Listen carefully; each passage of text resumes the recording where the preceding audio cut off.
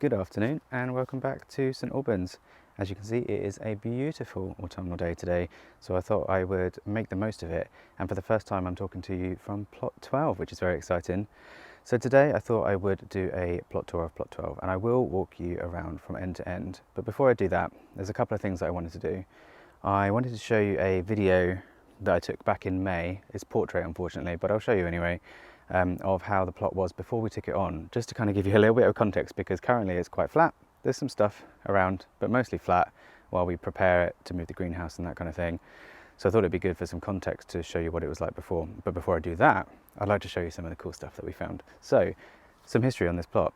The guy that owned it, or the guy that ran it before we took it over, was actually the founding member of the association here on this site, which is really cool. I found that by Googling his name.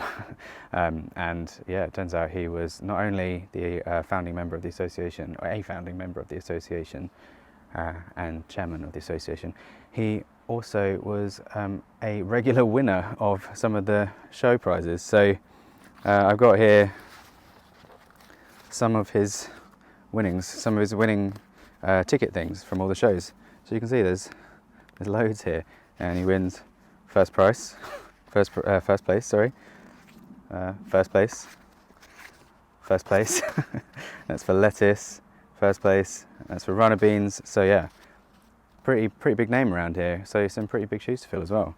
There's some other really cool stuff that we found. We found his old memo book, which has got all of the names. I'm not going to show them for obvious reasons, but all of the names of the plot holders since he was managing the plots as well as part of the association. We found some really cool old leaflets on the plots from 2004, and there's loads of really cool stuff like that. This one's from 2005, and there's like loads of information in there about growing different types of things, in this case chicory, and it's got information about the AGM meetings and all bits and bobs, which is really cool. I really wish we still had stuff like that. It's really lovely to see. And then my favourite thing, I think, that we found so far, there's lots of stuff in here which I won't show you because it's got some private data in it, but because he was a founding member of the association and chairman of the association, he had all of the boundaries for the plots as well, which is really cool to see. So we know exactly where all the plots are and where all the boundaries are meant to be. With great power, of course, comes great responsibility, but this is really cool stuff to find. We found one of the original membership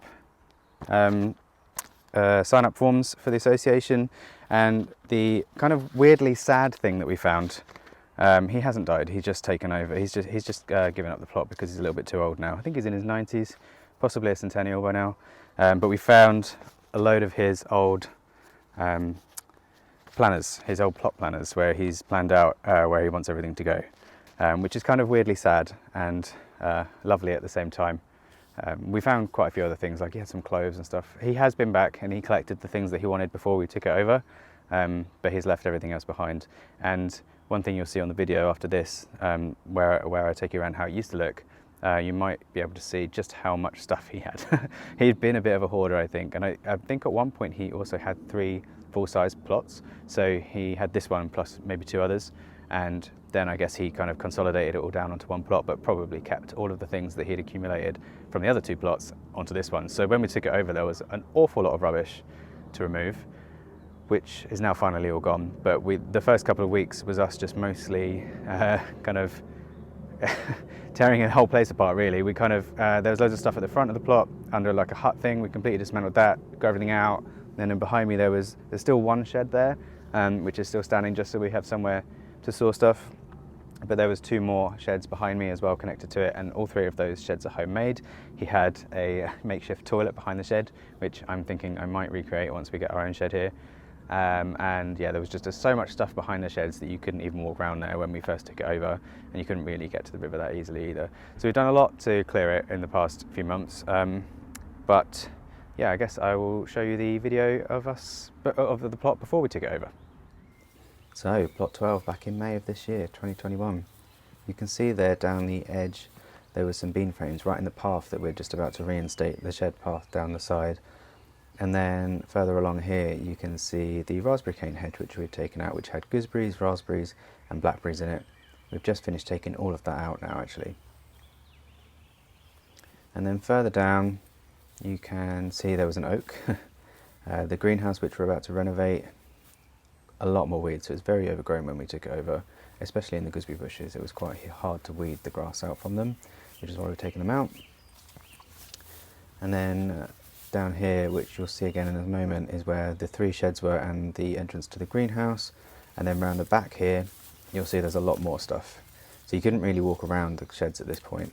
There was an old toilet there in that little cubby, as well as just loads of plastic piping, and there were some pallets in here, some old wheelbarrows, and then just tons and tons of other things which we needed to sort through. The river at the back there, some wood, not all of it was great unfortunately, some of it was rotten. And then yeah, we go back down past the 3 sheds. So in the greenhouse you can see it's quite green because it doesn't get a lot of light back here, plus it was absolutely full of stuff that we had to sort through, very dusty in there too. And then the 3 homemade sheds, so one of them was made out of corrugated metal and the other 2 are made out of old doors and stuff, which we've dismantled 2 of, and we've just left 1 so we have somewhere to store stuff. And then this kind of brings us to the edge, the other edge of the plot, which is where the path is that we're going to reinstate. There's this old fence, and then there was also a compost bin at the back as well, which we've dismantled because it's not particularly useful back there, and just full of weeds as well. And here you can see the other side of the raspberry cane hedge, back to that oak again. So the path on this side is fine, we didn't need to reinstate the path on this side, it was just the other side. And you can get a better look then of the bean frames here as well, that are situated along the plot and down the side of the plot. Under there, under those square things, there was some gravel, and then under this hut at the end there was the table that we're using on plot 79. So here we are at the entrance to plot 12. So the first thing you might notice here is that it's quite narrow at the front here, but at the back it's a bit wider, and that's because it's a bit of a cone shape, which would be more obvious when we have reinstated the shared path down the side here. When we took over the plot, there was some bean poles and some raspberry canes and some gooseberry bushes and stuff all down the side there, and it was all overgrown, and it was just really difficult for our plot neighbours to get to their plots down this side, and also for us then to know exactly where to grow up to. So we've decided to reinstate the shared path. I think there's meant to be one down the side of every plot, in between every plot, so we're going to reinstate that for our benefit and for our plot neighbours' benefits as well. We've edged it out, I mean we've marked it out with some string. We just need to actually edge it now, and then we need to leave a little bit of space around the water butt here so that we and other people can use it without it being too cramped and without damaging stuff. So at the front here, I think Sergio has actually just put some daffodils and stuff in the front there as well, ready for spring. But we did have lots of nasturtiums here. We had some purple climbing beans, we had some dwarf beans, we had some sweet peas, 4 sets of sweet peas in each corner there, which did really well. We had some tomatoes which did not so well, and then a few other bits which I've forgotten. We had, no, can't remember what else we had there. But at the back there we have got some celery, which is looking a bit better. It got a bit battered when we had some really horrible storms and some nasty wind, but it seems to have bounced back quite well since Sergio's cut it back. And then here is my shadow. Apologies for that, it's very low light at the moment. The sun is very low in the sky, so I'm trying to get this done before we lose it. We have so what's left of our brassicas. So we have some kale here, we have some sprouts which are doing better than the ones on plot 79, although they don't look great, but the actual sprouts themselves are forming better because they were sown a little bit later. And then we have what's left of the cabbages, which have all flopped over because we need to harvest them and we haven't got around to it. It's quite weedy in here, and that is the reason why we have that cover there, because we didn't do no dig on this plot this year, and we did dig it over because we needed to. It was really overgrown, we needed to cut it back, and we didn't have enough cardboard or compost to be able to do no dig, so we just dug it over like normal, and everything grew really well, but so did the weeds. So this was at one point all really embarrassingly bad, so we've just covered it, and although we did need to weed this, there's a few have come back, but most of it is actually okay, and I think from now as well it will start to die back as we have some more frosts. Down here we had some carrots, so this is about where we grew stuff up to, because down here there was a hedge of raspberry canes and blackberries, sorry, and also gooseberries, and it was all just really overgrown, and there was loads of grass and other weeds growing in it, and we just kind of wanted to flatten this bit. We cleared all of the rubbish that was at the front. There was like a hut full of stuff there. There was a like a gravel pit or something there with some stuff in it. So we cleared all that out, and then we flattened this bit, took out all the beam poles and stuff, and then just grew in this bit while we tidied the back of it back there. So here we have some parsnips, and I think that is all we had on this side. It's got some really not well laid covering here, but this is all going to come up soon when we move the greenhouse, which I'll show you in a second. And then back here we had some more cabbages. There was like 6 I think here, so we've harvested most of those. This was our first failed attempt at onions this year. Did not work at all. There was a whole bed of them here, and none of them worked. Although they seem to have tried to come back now, despite the fact that they looked absolutely terrible during summer. And then these over here are some of our raspberry canes that we have been saving. So the ones that we've taken out that are pretty good, we've kind of kept them in these pots to save them so that we can decide where to put them, because there was a lot of them and they were growing really well, while a lot of the others around the site didn't seem to be doing so well. So we wanted to save them. We didn't save all of them, but we saved a few of them, and I'm sure more will pop up as well. We probably didn't get all of it out. So yeah, we tried to save some to decide where to put it, and then we also gave some to our plot neighbour there too. So this is where the path will be. So this is one of the cool things that we found when we were sorting through the stuff. So this old marker, I don't know what you call it, but it's got a peg that goes in the ground here, and then it's got a windy thing which winds all the string up, and then you just run it out and it gives you a nice straight edge. Unfortunately, mice love to eat string, so it's already been broken. But yes, this is where the path is going to be. So I won't be walking here, I'll be walking here. And then we get to where the hedge was. So this big pile of stuff here, that is where most of the stuff is that we've taken out that we're going to burn. Then this is where the hedge was, so it completely divided the 2 plots, and it made it feel like 2 separate plots rather than one big plot. And it's also where we want to put that small greenhouse as well. So we want to take all the glass out of that greenhouse, take it off the rotten base which it's on, clean all the glass, clean the frame, and then move it back to here.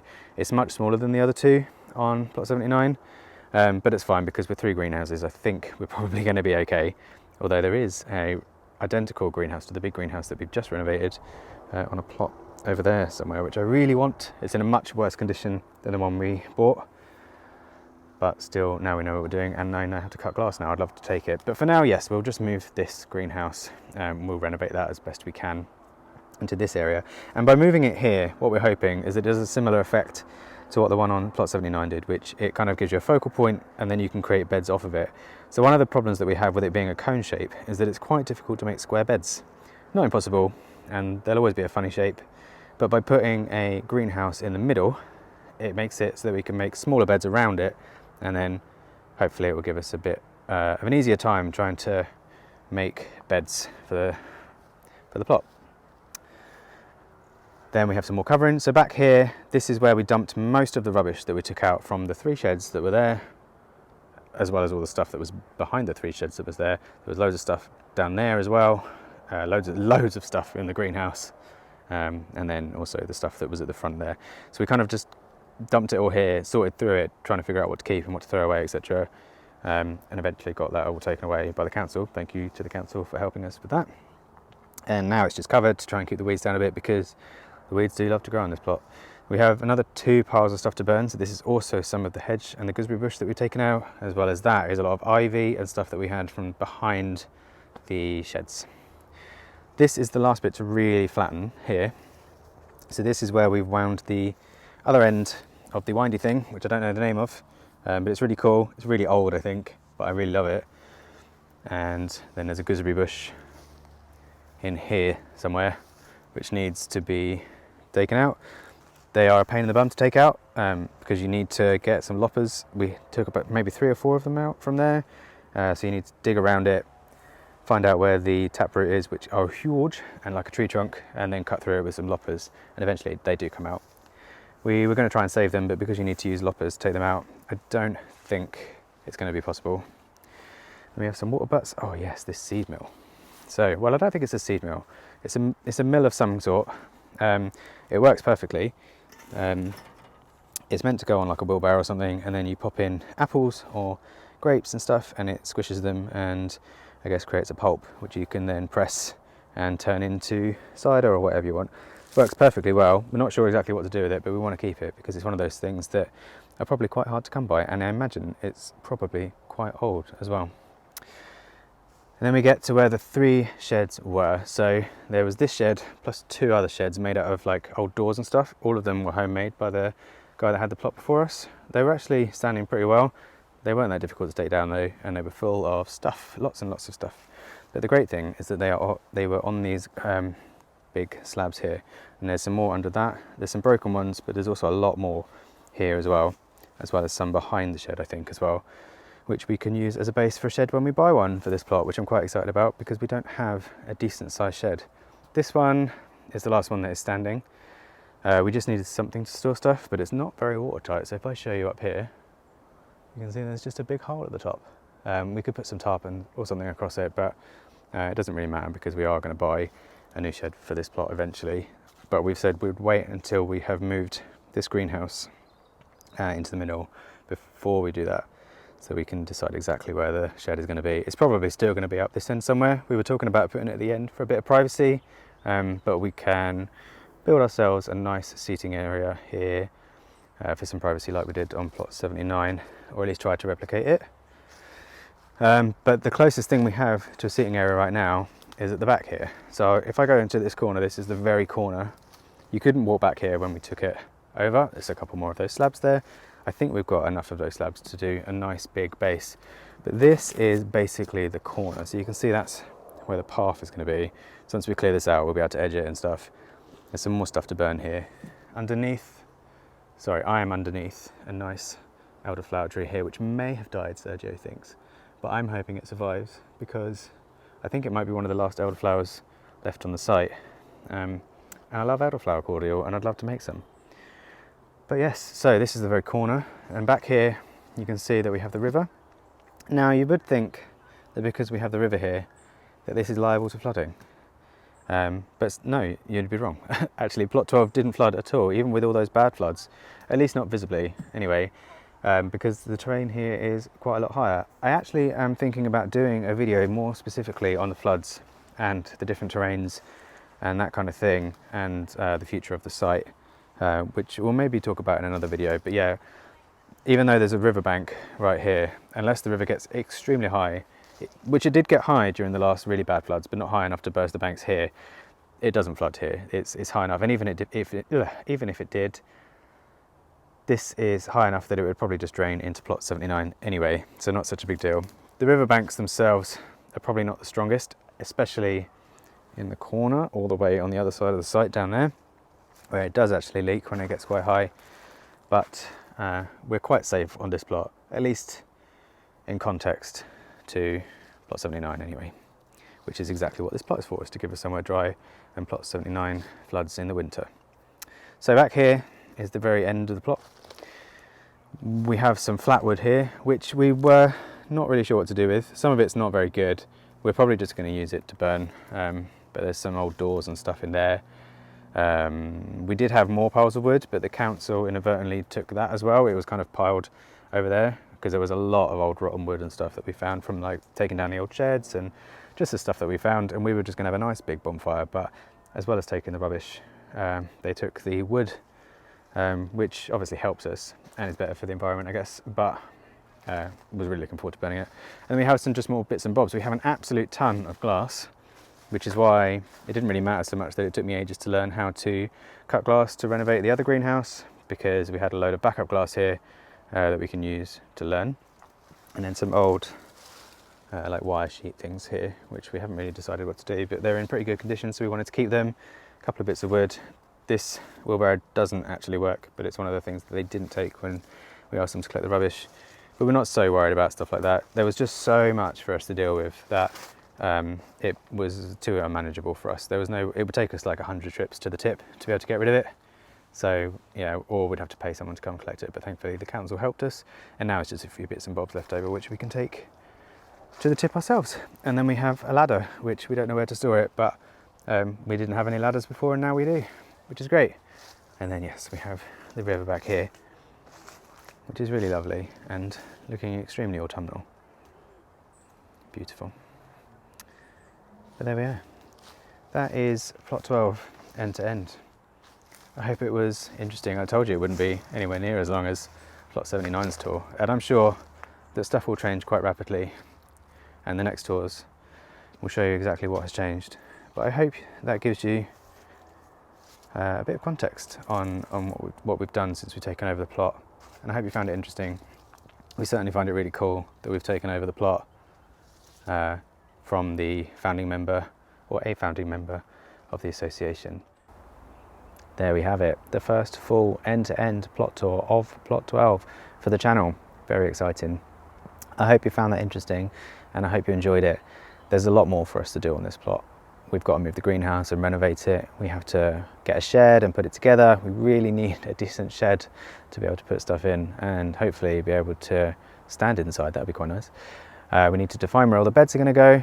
Pretty important, but most important, I think, is that we need somewhere to be able to make a cup of tea down here and sit and keep Poppy safe when plot 79 is flooded. But we'll show you all that in future videos to come, I'm sure. Until then though, that's it for today, and from myself, Sergio and Poppy, take the very best of care, and we'll see you again soon. Bye. I really wish we still had physical newsletters to flick through. There's something really lovely about it, even though I love digital stuff, and obviously emails are the way to go. Emails are the way to go. Come on, Kane. For the first time in ages, we've got the, don't like it, plot 12, and so And so today I am. Oh, the sun's just gone in. That is wonderful. That's not right. Nope, got that wrong. Took and unanimous. 2000 and oh, that's upside down. There we are. The first full end-to-end plot tour of, oh, I've just seen a little robin. It's cute. I would like to wish you the best of care, and oh, I got so close.